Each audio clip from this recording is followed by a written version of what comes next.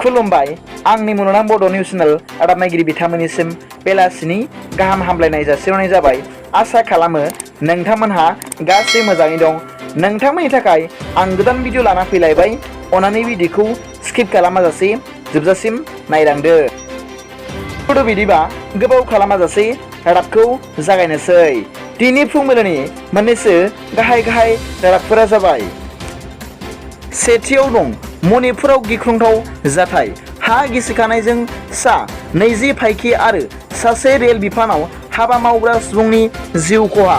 लोगोसे सा 40 फाइखिफोरा हा गिसिखानायाव दासिमबो गोमानानै दं होनना एनडीटीवी निउज चेनेलाव फोरमायदों। नैथियाव दं नागालेन्डनि मन जिल्लायाव सा 6 किल' सोद्रोमा हमनो हादों। मख'जाथावदि आसाम पुलिस आरो नागालेन्ड पुलिसनि गोख्रों संदांनायाव केल'नि सोद्रोमाफोरखौ 30 जुनाव हमनो हायो होनना रादाबाव फोसावदों। मख'जाथावदि हमजानाय सोद्रोमाफोरनि मुङा फारियै आफन बर्मन, तापस राय, मनज राय, बिष्णु बर्मन, बिप्लब राय आरो बिश्वजित राय होननानैबो मिथिनो मोननाय जादों। हमजानाय केल'नि सोद्रोमाफोरखौ दा क'क्राझाराव लाबोनाय जाबाय होनना खौराङाव फोरमायदों।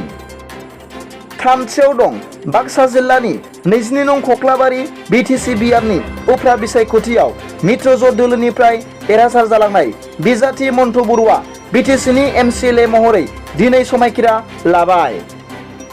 मख'जाथावदि बिटिसि सेक्रेटारियाव खुंफुंजानाय मोनसे हाबाफारिनि गेजेरजों बिटिसिनि बुंथिगिरि काथिराम बर'आ मन्टु बर'खौ एमसिएलए महरै समायखिरा लाहोयो।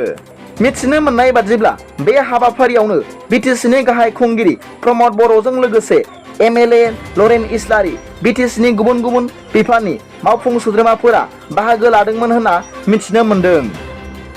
ब्रैथियाव दं आसामनि एसामिस फिल्मनि एक्टर मानगोनां किशोर दासआ बे बुहुमाव गैलिया। मख'जाथावदि बिथाङा मैया फुंनि 3:18 रिंगायाव चेन्नाइनि गंसे हस्पिटालाव जिउ थुंगेबाय होनना खौरां मोन्दों। मख'जाथावदि रादाबनिफ्राय मिथिनाय बादिब्ला बिथाङा केन्सार बेरामाव गोग्लैनानै रुंसारि जानांदोंमोन होनना खौरां मोन्दों। बेलासिनि मोननैसो रादाबा दा बेखिनिल'मोन। सोरबाफोर आंनि चेनेलखौ दिनैसो गोदानै नायसनदोंब्ला अन्नानै साबस्क्राइब खालामना ला आरो बेल आइकनावबो थुनानै हो, जाहाथे आं गोदान निउस आपडेट लानानै फैयोब्ला नोंथांनियाव सिगांग्रो नटिफिकेसन सौहैयो। गाबोननि रादाबाव नोंथांमोनखौ गोसो गोथारै बरायहरनाय जाबाय। गोजोन्थों।